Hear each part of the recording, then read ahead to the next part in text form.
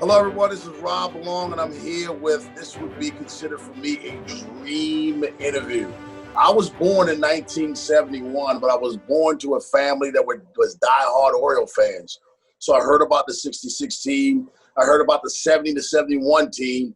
And I remember myself 79 and beyond that. But right now I have an opportunity as we celebrate the 50-year anniversary of the 1970 World Series championship team. And I'm here with some guys that, to be honest with you, I have to put the geek fan aside of me. I'm here with the ace, Jim Palmer, 1970 MVP, American League MVP, Boog Powell, 1970 World Series MVP, Brooks Robinson, and Don Buford, a man that I've never had the privilege of interviewing, so this is something special for me.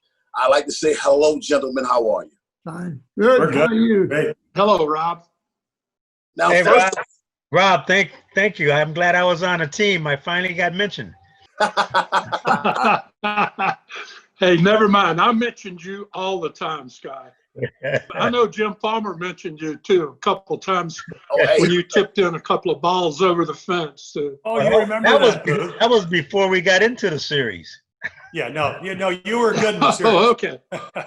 I want to go back to 1969, the Miracle Met season, a disappointing loss.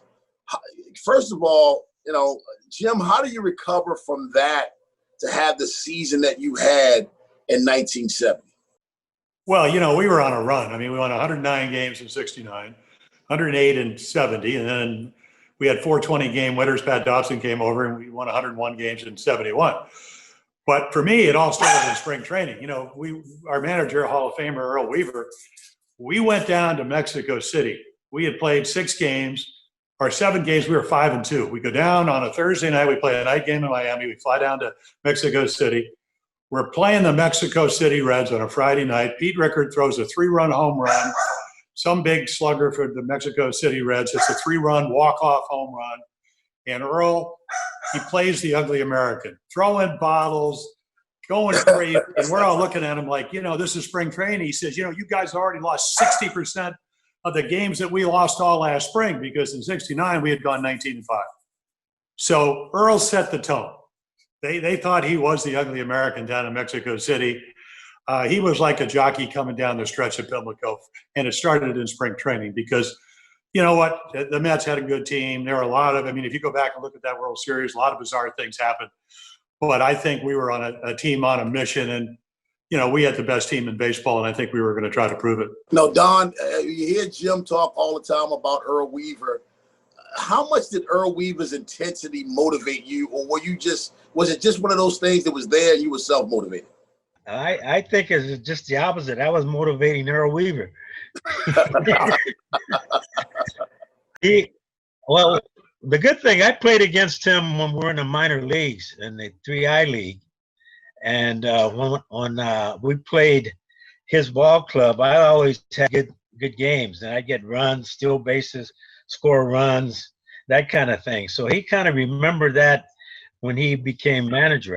When he came up in 68 at the All-Star break, that's when he put me in the lineup because he knew I could play the outfield. Davey Johnson was at second, Belanger, Brooks at third. I couldn't remove any one of those guys, so the guys are struggling a little bit in the outfield, so he gave me a chance to play in the outfield. Now, we know the team was runner-up in 69, losing to the New York Mets, but Boog, so were you. You were runner-up, the American League MVP. You come back in 70 and you win the AL MVP. Was that a source of motivation for you, or were you just on the run at the time? Yeah, there's no doubt. I probably, the numbers were better for me in 69 than they were in 70. But numbers, I didn't look at numbers too much. And Harmon Killebrew won the MVP in 69, and in spring training in 70, he came up to me and he says, "Booger, you should have won." And which is still one of the coolest things anybody ever said to me or anything else. And I remember that very well. But it was sticking in my craw. I was the MVP and we lost the World Series, and I think we all had a sour taste in our mouth. And the first day of spring training was like, you know, we were all kind of in our hearts. Nobody said anything to anybody. I didn't say anything to Brooksy or Jim, or they didn't talk to me about it, but we knew. I think we knew collectively that we were going to kick some butt this year, and we were going to do something better than we did last year. And our reputation was at stake. And that was it. And I remember Mexico City too, Jimmy. And I turned a double into a single.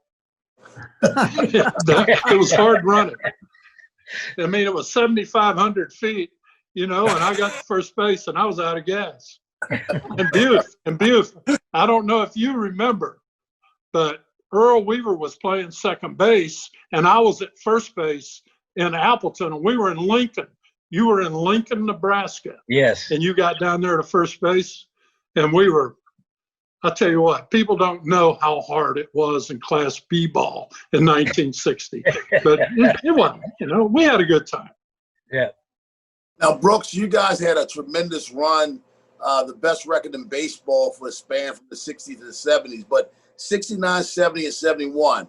Other than the fact that you actually won it all, Brooks, in 70, why was 1970 a special year for you? Well, it was kind of a run for redemption. I mean, in the World Series in 1969, I think I got one hit, you know, but when you run into a Seaver and a Kuzman and a Gentry, I mean, those are pretty good pitchers. And that's really, we just didn't hit.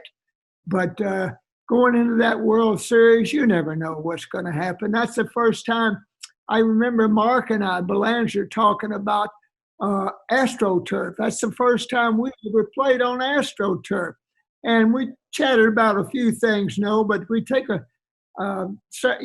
few ground balls and you're in the swing of things. So you don't have to worry about it. But you don't know what's going to happen. I knew that Belanger and I were going to get a lot of work, mainly because Bench and Perez and Lee May, they got one thing, that is hit it as far as they could.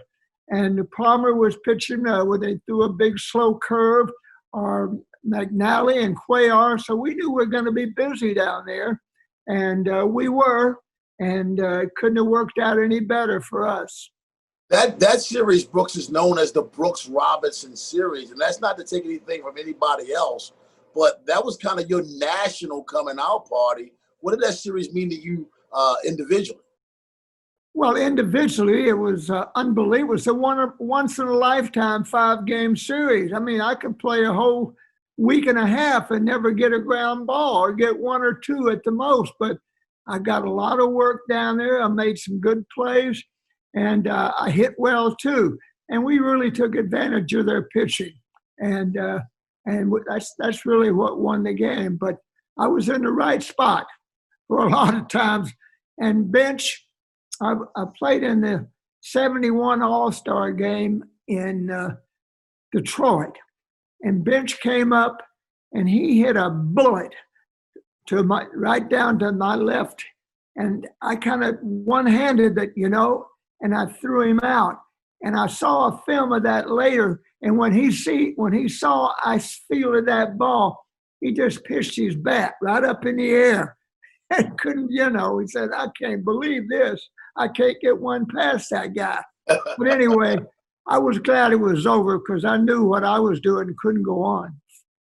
Now, Jim, you were facing the Big Red Machine. They were, as Brooks says, they were a hitting machine. Was there any kind of different nerves or bigger butterflies going into that World Series? Because you had already been in 2 World Series prior to that. You know, I remember Jim Russo was one of our scouts, and so we're going over the Reds hitting out. You know, Cuellar won 24 games. I think McNally won 23. I won 20, had a little lower ERA than Mike and Mac, but we're going over their hitters, Rob, and the first 7 or 8 guys are high fastball hitters. So I raised my hand and I said, why am I starting? We got Cuellar, who's got a great screwball. Not that they didn't throw hard. McNally had the great hook, could pitch inside with the best of them, you know, also great command and whatever. And they said, not your high fastball. But I really think it was the matchup. Now, I didn't really pitch that well. I mean, Bench hit a single in the first inning. I had thrown a fastball to Lee May, who would eventually come to the Orioles, ended up with about like Boog, over 350 home runs.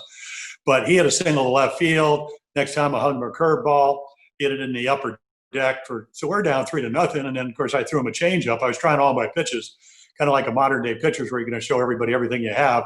And that's when Brooks makes the great play in the coaching box and throws him out by a step to Boog. But they had a good ball club, but I think it was right-handed versus right-handed, which is why I pitched game one. But again, Cuellar, McNally, they could beat anybody. But again, I don't win that game if Boog doesn't hit a home run, Elrod hit a home run, Brooksy hit a home run in that series. And then we had the real controversial play at home plate when Bernie Carbo tried to score and Elrod tagged the umpire, and Ken Burkhart never really saw what really happened. He had instant replay. That World Series might have changed a little bit. Absolutely. Well, in the first inning, Jim, of that game, the first guy, I think it was Woody Woodward, who was playing shortstop that day, he hit a little 24 hopper to me, and I got it, and I made a high throw to Boog Powell, and that's pretty high. And I'm saying to myself, oh my God, here we are, here we go again. You get in the big show and the World Series, and the first ball is hit to you, you make an error. So everything else was pretty upbeat, though. Absolutely. Now, this was still early in the era of the LCS, the League Championship Series. Before then, you won the American League, you won the National League, you won the World Series. You all faced the Minnesota Twins. They were the only team in the American League that had a winning record against you. So, Don, what was your mindset going into the ALCS, knowing that this team, they didn't own you. They won 7 out of 12, but it was the only team that had a winning record against you? Well, my feeling was we had to get to the World Series, and whatever it took to help win, my job was to get on base and score runs, and that was my mindset. I think the mindset was we deserve to go back. We're better than Minnesota. Right. And I remember during the year, we were still Minnesota was always mad at me. I remember sliding in the Killebrew one time, and he wanted to break my neck. So for breaking up, we've taken care of him, Scott. Huh? The bases, we had a man. I said we would have taken care of the killer. Yeah, they had a man on first and second. I'm on second, and I think it was someone laid a bunt down. So Killebrew comes in, but then he goes back to half field the throw from the pitcher at third base, but he stretched out to field the throw. I slid into his legs, knocked him down, and that's what I'm saying. We needed help. I might have needed a lot of help. Our mindset was to get back to get in the World Series. You were a leadoff hitter. Your on-base percentage was 406, was for me, you batted 270, which is good. But for me, for leadoff hitters, on-base percentages are so much more important. Did you feel like you took a role with this team, a responsibility that you had to get on base for these big boppers behind you? Well, I felt like that was my role, was to get on base because it made pitchers throw fastballs to our other hitters. And we're a fastball hitting ball club. I mean, they weren't going to throw breaking balls and let me steal and that kind of thing. So they would throw Blair fastballs. Frank came up. They wanted to throw him fastballs because if Blair or myself were on, we could steal bases. And pitchers didn't want to pitch to Frank and Boog and Brooks and those guys with men on base. Hey, Rob, he scored 99 runs in 69, 70, and 71. Absolutely. And he was the best leadoff guy in baseball. Yeah, but you know what else? Well, you just had to take away you had to take away the green and the red glove. That's all you had to do. Well, no, but I'll tell you something else too, is that for a leadoff hitter, I'm pretty sure this number might be right, but I think he drove in 67 runs that year. Yep. I'm pretty close to that. And leading off, driving in 67 runs, what that says about our team is that if I didn't drive him in, Don Buford was going to drive him in. Well, you know what it somebody means, down the line. We were going to do the job. We had pretty good hitting pitchers, and we got on base for Buford. Oh, there we go. There we go. Well, funny. And one of the greatest things ever is Dave McNally's grand slam in the World Series. Yeah. Oh man, Well, and Cuellar hit one in the playoff. I played my whole career looking and dream about hitting a grand slam in the World Series, and McNally gets a grand slam. Here's the thing with that, with McNally was bases loaded, right? Yeah. So I tell McNally, I says, strike out. I'll get the runs in. Oh yeah, I get him. He was being greedy. Now, Boog, other than a textbook in school, the first book I read as a young kid was Third Base is My Home. And Brooks was the reason I played third base. So I think Brooks is the greatest. Absolutely. But how many times did you say Brooks, Boog? Well, I think that year I had a little list in my locker, and I had little check marks. And what do you call a save? I mean, the ball in the dirt. I mean, that's my job, to catch a ball in the dirt. Right. No big deal. But there was 37 of them. So at any rate. Well, I knew you were keeping tag of the balls that I threw in the dirt over there. But yeah, I tell you what, well, you were a great target, Booger, to throw to first base. You were talking a little while ago, Brooksy, about playing on the AstroTurf in Cincinnati. Those balls that you threw me to first base were also bouncing on that turf. Yeah. And I didn't know whether they were going to stay down, whether they're going to come up. I had no idea what was going to happen to those throws over there. And I was really very lucky to catch them. I mean, I was very lucky to be on the field with you. Well, you were underrated by many people, Boog, even though we won all the gold gloves.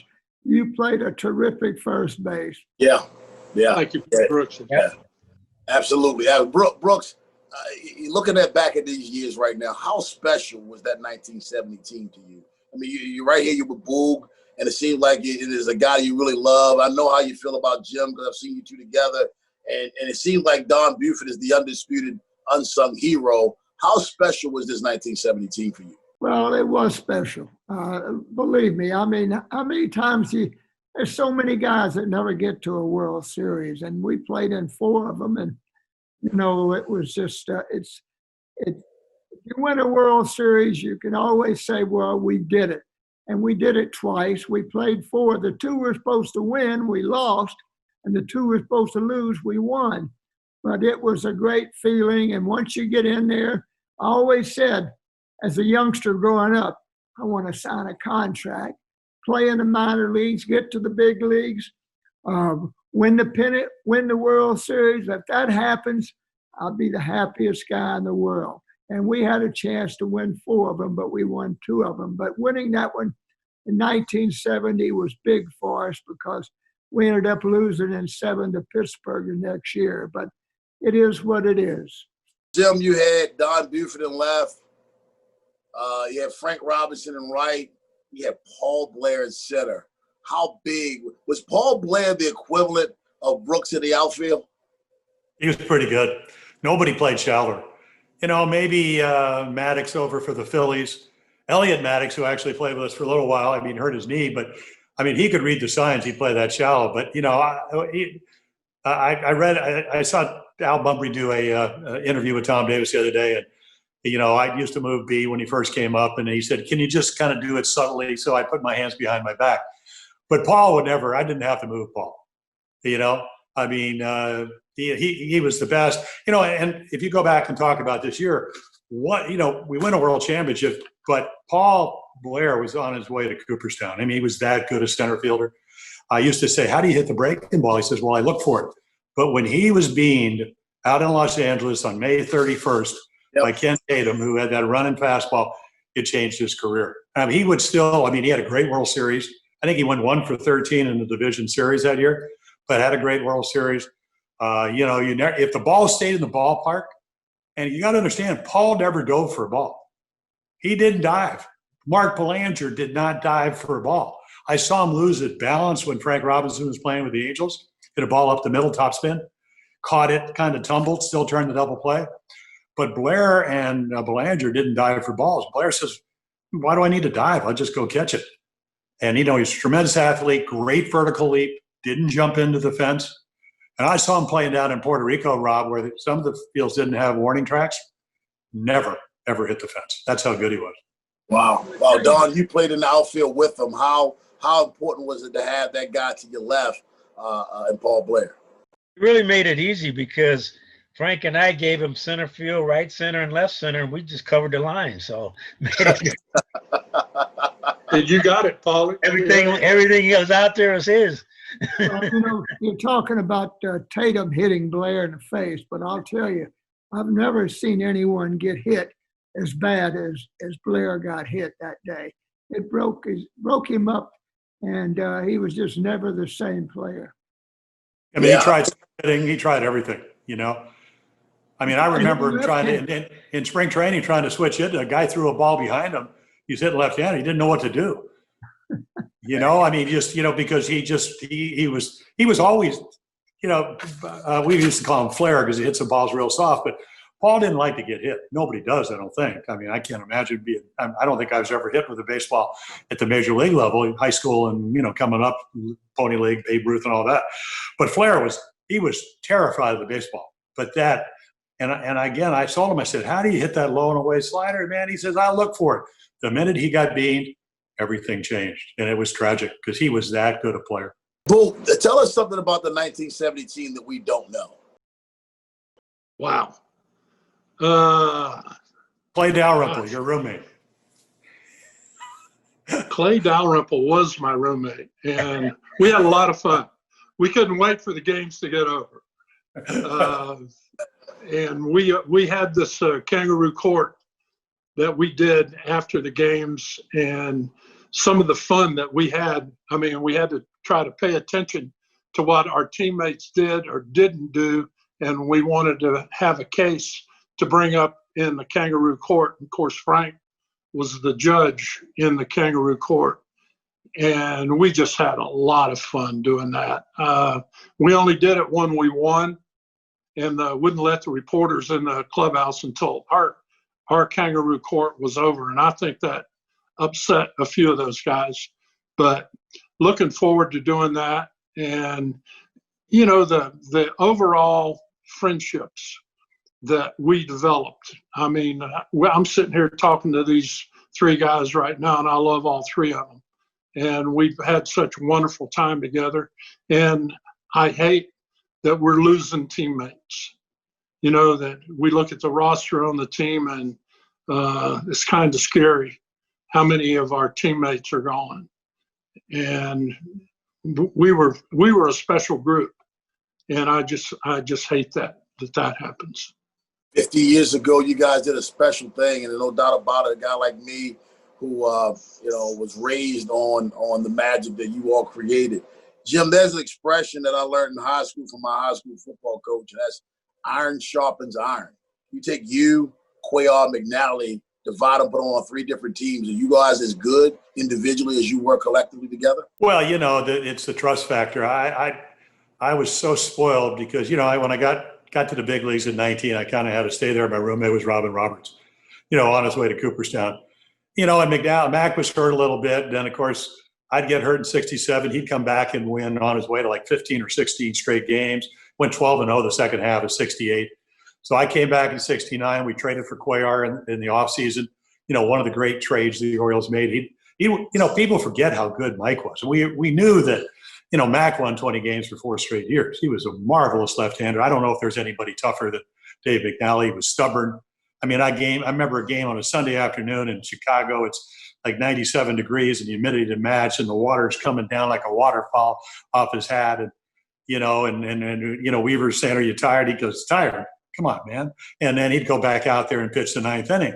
And then Cuellar won 139 games in 7 years for the Orioles. So if I didn't win on Monday, those guys would win on Tuesday or Wednesday. And the other thing about 70 is that, you don't win 108 games if you don't have your tertiary, your secondary players aren't good.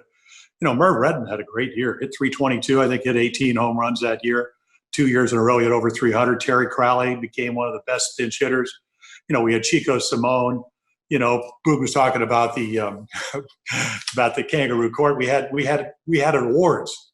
We had the no touch award. That was Chico Simone's because he he couldn't catch a ground ball. He couldn't catch a cold, as a matter of fact. He was a great hitter, but he just had the worst hands in the world. And then when first base. yeah, right. And when Buford would tip a ball over the wall with one of those Sears gloves that he used to wear out in left field, we give him we had a red toilet seat, the Red Ass Award, and Buford would get all angry and he'd get that award. We had the John O'Donoghue. He eventually would pitch for the Orioles, but he pitched for the Indians. He'd throw the longest home runs. So if you threw a 425, 430-foot home run, you'd get that award, to recognize how far you could throw a baseball. But again, like Boog said, we only had the kangaroo court when we won. And the one thing about Earl Weaver, Earl loved to win, and all his players did too. So we could put up with, with the little genius, as we used to call them, because when you played for Earl, all you did was win. Brooks, I see a lot of pictures with the Robinson brothers, the Robinson boys, and that was a very unique time in American history. How important was that relationship, in your opinion, to Baltimore with you and Frank Robinson? Well, it turned out to be fantastic. I mean, I don't think any of us knew how Frank was going to interact with us when he came over, because we had heard a few things, negative things about him. But when he came over, believe me, he fit right in. It couldn't have been any better. We just fell in love with him, really. And he was, when we talk about great players, I think of Mantle, Aaron, Mays, and I'll tell you what, Frank could play right with those guys. That's how good he was. But we all had some questions when he first came over from Cincinnati, because there had been some negative press about Frank. But he fit right in with our ball club, and he felt at home, and we started winning, and you can't beat that. I've heard you say several times you learned a lot from Frank Robinson. Give me one thing you learned from him, Brooks. Well, we really learned how to win, and he was tough, and he was like a manager when he was on the playing field, and he didn't say a whole lot. He just went up there and produced, and we just followed along. In 1966 against the Dodgers, I remembered Drysdale and him. They weren't friends. Frank got hit a lot with the ball, hitting. And I think Drysdale hit him more than anyone else. And when he hit those 2 home runs off of Drysdale in the series, I tell you, it was exciting. I know Frank loved it. And I still remember that picture when the last game, he hit a home run the last game, right? Yep. Yeah. I remember it showed Drysdale turning around and kicking the dirt, but Frank got him back.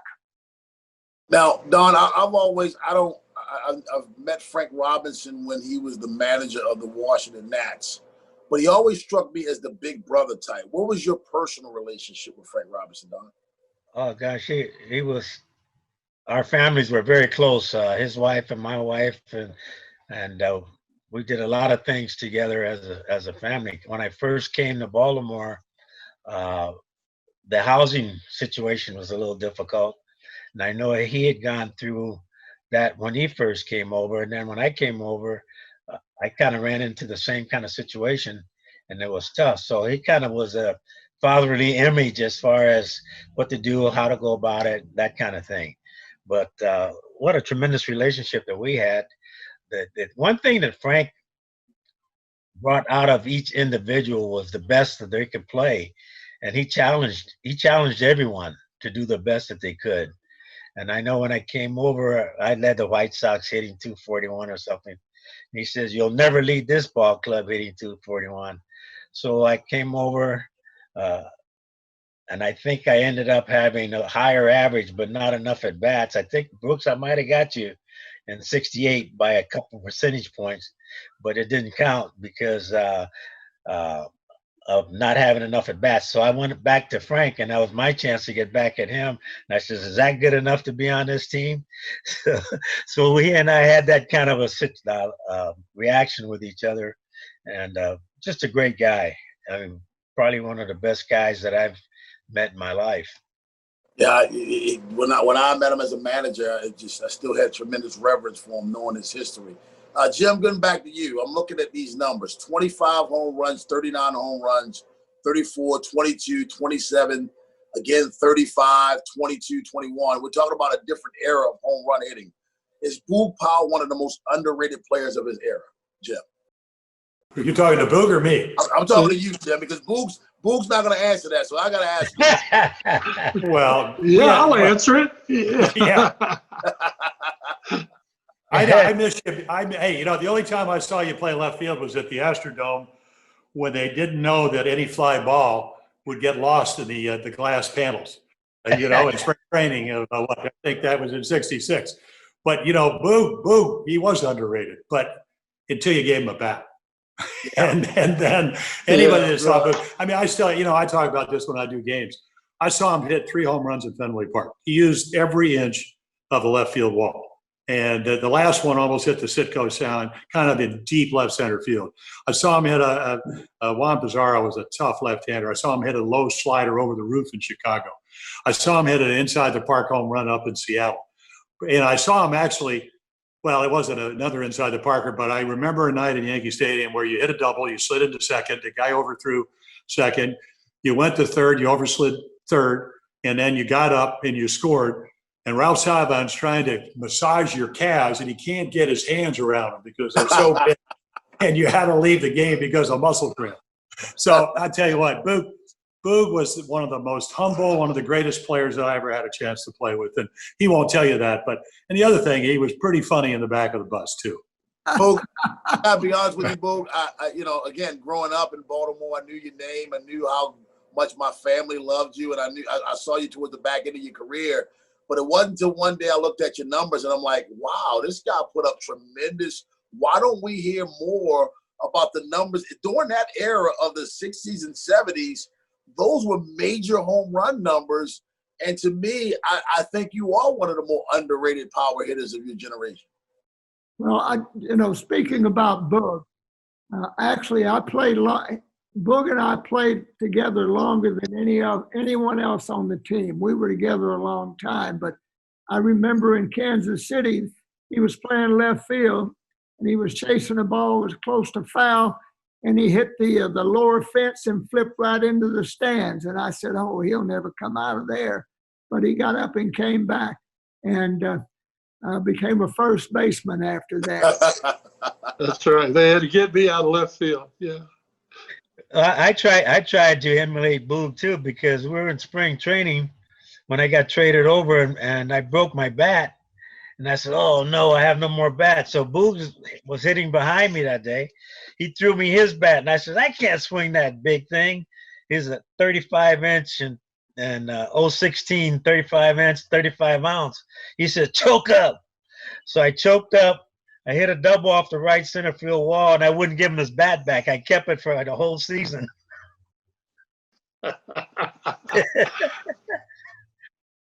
That's a true story. Boog, you're from Lakeland, Florida, the home of also Ray Lewis, two great Baltimore sports legends from Lakeland, Florida. Tell us a little bit about you coming up and I guess how you got to the point where you were one of the better power hitters in your generation. Well, like you said, I grew up in Lakeland, and I was in the Little League. We went to the Little League World Series. By the way, I was the first ball player to play in the Little League World Series and the Major League World Series. So at any rate, I was just, I don't know, I got along I was 16 years old. I was getting out of high school. Didn't have anywhere to go. I had a bunch of football scholarships, had like 35 or 40 football scholarships, but I didn't want to play football. And I could hit a little bit, and I said, I'm going to play baseball. And went off to Appleton. First of all, I went to Bluefield, West Virginia. The next year, I went to Appleton, and, we had Cal Ripken. Cal Ripken Jr. was born that year when I was playing there with Senior. Learned a lot from Senior about how to go about your trade, and had a lot of fun with him. He was quite a character. And then just as time went on, I just sort of developed. I never ever wanted to make any money in baseball until I got a family.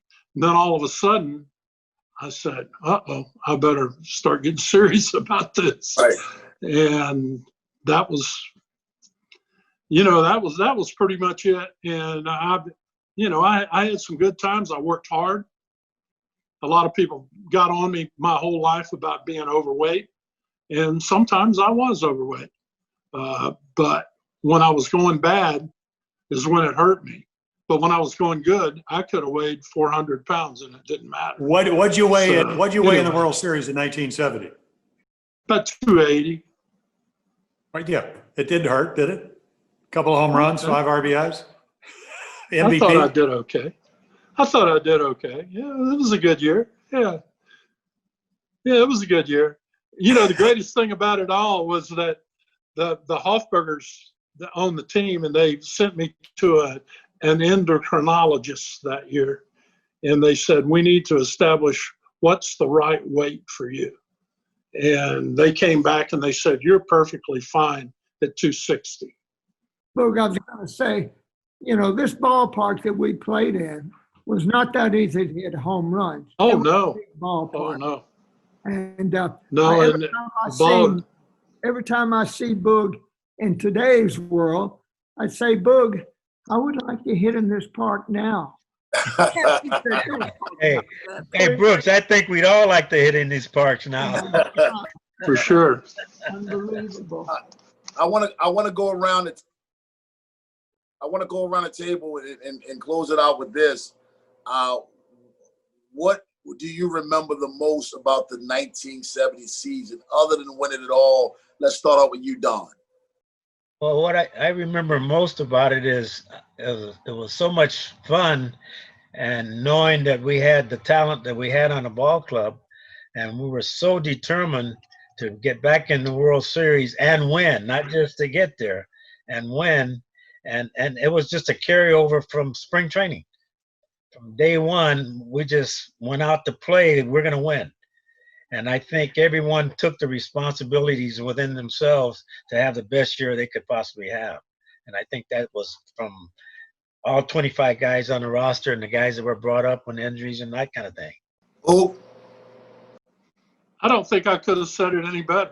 When I look back on it, I remember the fun that we had as a team. When we came to the ballpark every day, we didn't say anything to anybody. We just knew that we were going to kick somebody's butt that day. And it didn't matter who it was.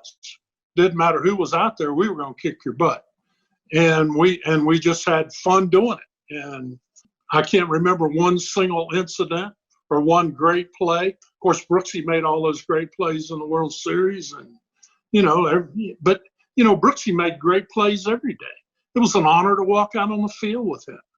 So, we just had fun. And I love all of those guys. I still love them. Never forget them.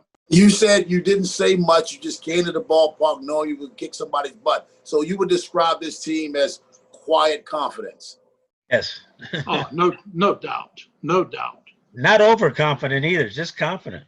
Right. No, just we're going to kick your butt. That's got to be a good feeling. That's got to be a great feeling knowing every day, not only do you have a chance to win, that you're probably going to win.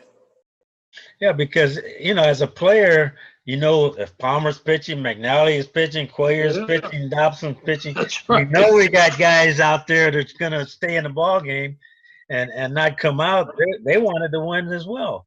Yeah, that's right. Jimmy's pitching, and he gets and we get him a run in the first, and they said, "That's all you got, Jimmy. You better shut him out." And he might. Yeah. And having said that, Jim, I've seen, before I ask you the question, I've seen Greg Maddux pitch. I've seen Tom Seaver pitch. I've seen Roger Clemens pitch. I've seen a lot of guys pitch. And in my opinion, you're still the greatest pitcher of my lifetime. And I mean that. Maybe I really appreciate that. No, really, maybe that's a little biased because I'm an Oriole guy. Well, I think it is. That. But no, really the 60s, 70s, and 80s, you won World Series games in all three of those decades. Those things matter. You pitched tons of innings. You told Earl Weaver to get his butt back to the dugout. Remember your famous quote, the only thing you knew about pitching is that you couldn't hit it. I mean, those things, it wasn't specialization. It was give me the ball and let me go 9. And that's why I say that. Well, you asked what was so special about 1970. For me, I'd been hurt. I came back in 69, but only pitched in 23 games. Did pitch in the World Series. But 70 was the first year that I was, number one, going to be healthy. Number two, had a chance to play for this team. Like I said, 320 game winners, next year 4. All I had to do is figure out a way to get out there every 4th day. Earl Weaver, he was tough to play for, didn't shake your hands and all that kind of stuff because he goes, what am I going to do when you lose? I said, well, how about patting me on the rear end? He goes, that's not happening. So anyway, but I realized how lucky I was.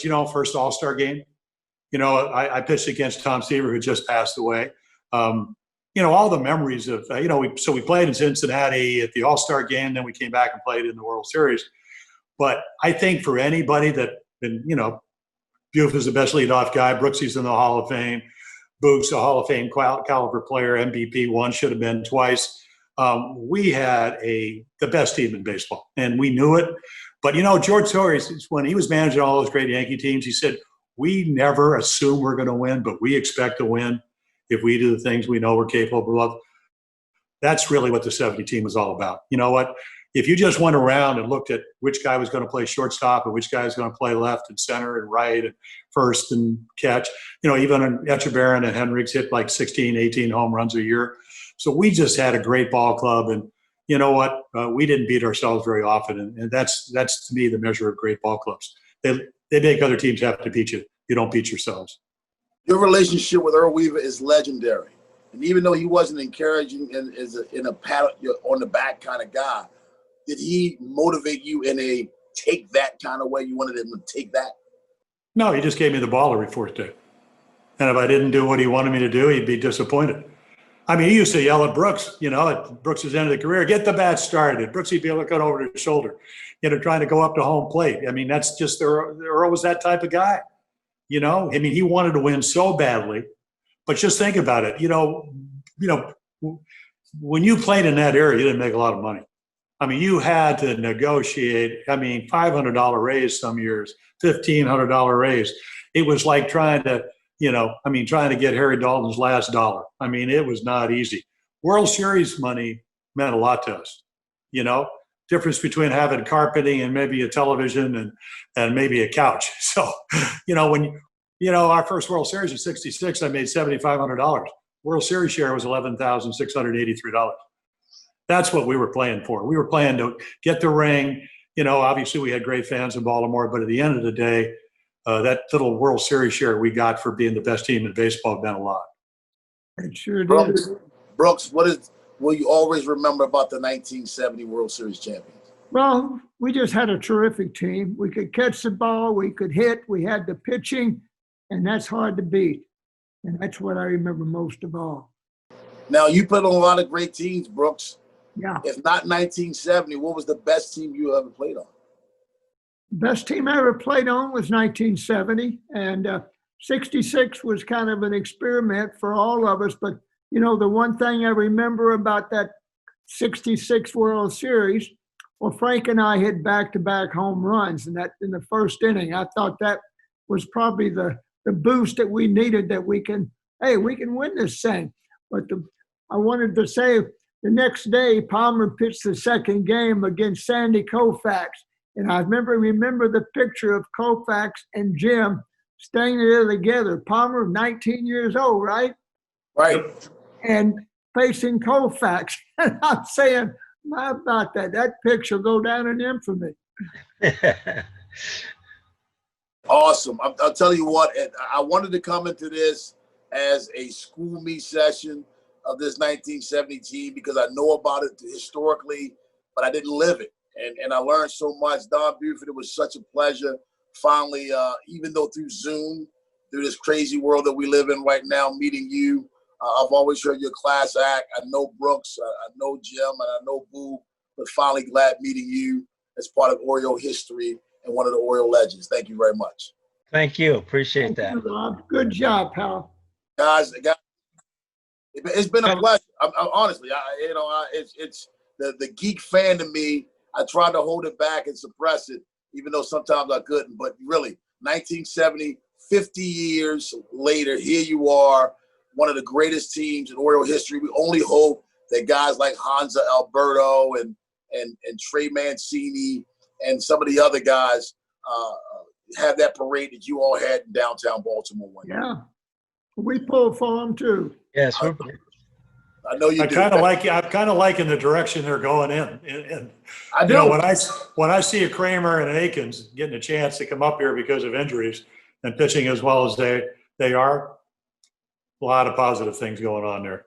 You guys played for a couple of great managers, Brooks. What do you think about Brandon Hyde?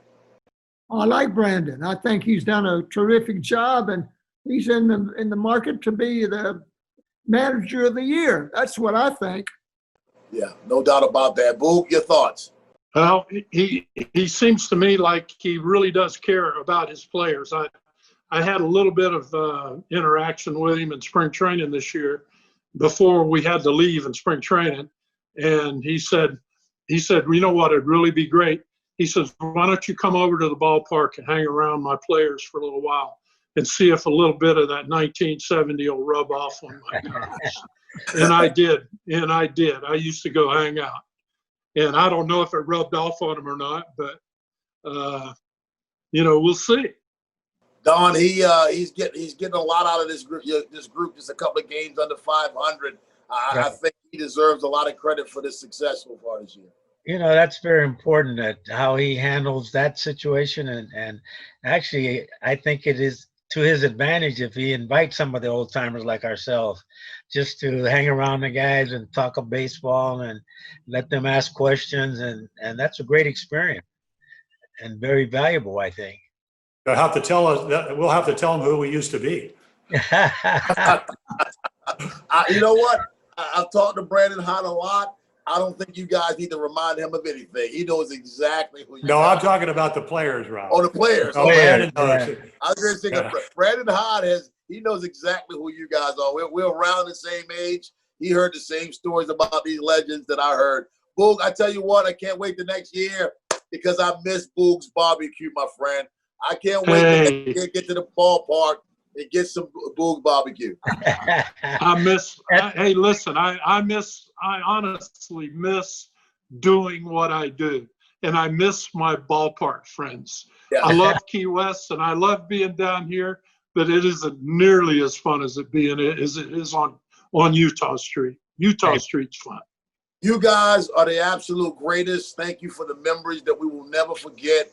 Thank you for this being legends of Baltimore, man, and making Baltimore what it is today, and that's Charm City. Thank you very much, gentlemen. Okay. Take care, Rob. Thank you. Thank you, Ron.